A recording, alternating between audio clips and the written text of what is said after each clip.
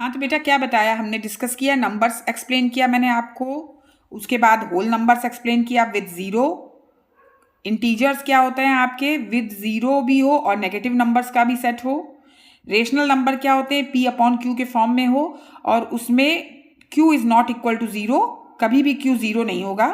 Fraction और decimals बताया क्या होता है, जो 0 से 1 के बीच में पार्ट्स होते हैं अगर उनमें हम नंबरिंग करते हैं तो वो फ्रैक्शन आते हैं, फ्रैक्शंस को डेसिमल्स में या डेसिमल्स को फ्रैक्शन में हम चेंज कर सकते हैं।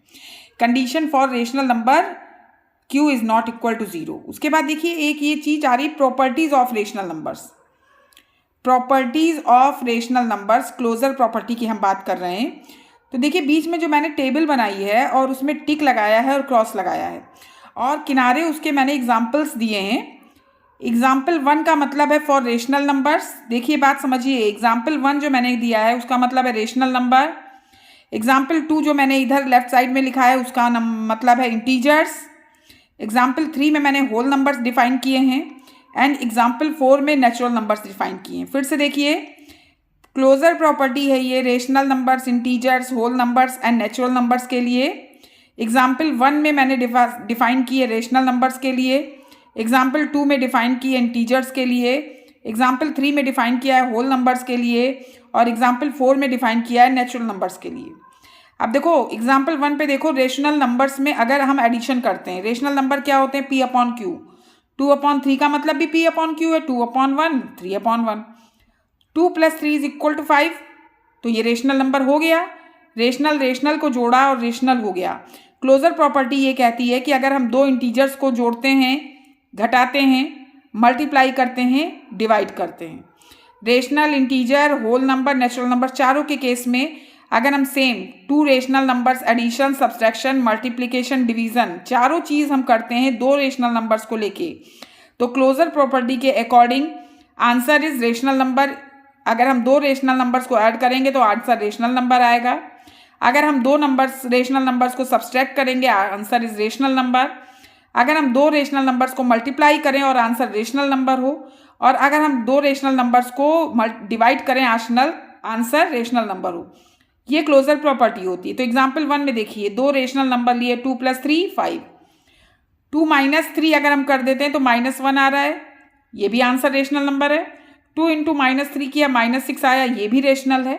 लेकिन अगर हम डिवाइड कर दें टू रेशनल नंबर्स को, 2/3 में, 2/0 में, 2/-3 में, तो जो आपका आंसर आ रहा है वो नॉट डिफाइंड हो रहा है। दैट मीन्स टिक, आप देखिए रेशनल नंबर क्लोजर एडिशन में क्लोजर प्रॉपर्टी सेटिस्फाई करेगा। टिक मतलब सेटिस्फाई, क्रॉस मतलब नॉट सेटिस्फाइड। तो दो रेशनल नंबर्स को ऐड करेंगे तो आंसर हमेशा रेशनल नंबर होगा, एडिशन की प्रॉपर्टी को सेटिस्फाई करेगा। दो रेशनल नंबर्स को डिवाइड करेंगे तो सेटिस्फाई नहीं करेगा। दो रेशनल नंबर्स को मल्टीप्लाई करेंगे सेटिस्फाइड करेगा, और सब्सट्रैक्ट करेंगे तो भी सेटिस्फाइड करेगा। इसी तरीके से फिर बात हम करते हैं इंटीजर्स की। इंटीजर्स में देखिए एडिशन, सब्सट्रैक्शन, मल्टीप्लिकेशन तीनों में सेटिस्फाई कर रहा है क्लोजर प्रॉपर्टी। इंटीजर्स का मतलब क्या होता है, एग्जाम्पल 2 देखिए, दो नंबर्स हम ले लें -7 और 3। अगर हम -7 और 3 को एडिशन करेंगे तो -4 आएगा, इंटीजर है। मल्टीप्लाई कर देंगे तो भी आंसर इंटीजर रहेगा। अगर हम इनको सब्सट्रैक्ट करेंगे तो भी आंसर इंटीजर रहेगा। बट अगर हम इस तरीके के नंबर्स को लेंगे डिवीजन के केस में, तो आंसर फ्रैक्शन या डेसिमल आ जाएगा। जैसे ही आंसर फ्रैक्शन या डेसिमल आएगा तो मीन्स वो इंटीजर के केस में सेटिस्फाई नहीं करेगा। इसी तरीके से होल नंबर्स में एडिशन एंड मल्टीप्लिकेशन में सेटिस्फाई करेगा, डिवीजन एंड सब्सट्रैक्शन में सेटिस्फाई नहीं करेगा। क्या कंडीशन है, नेचुरल नंबर्स में लेंगे, एडिशन और मल्टीप्लिकेशन में सेटिस्फाई करेगा closure property, division and subtraction में नहीं करेगा।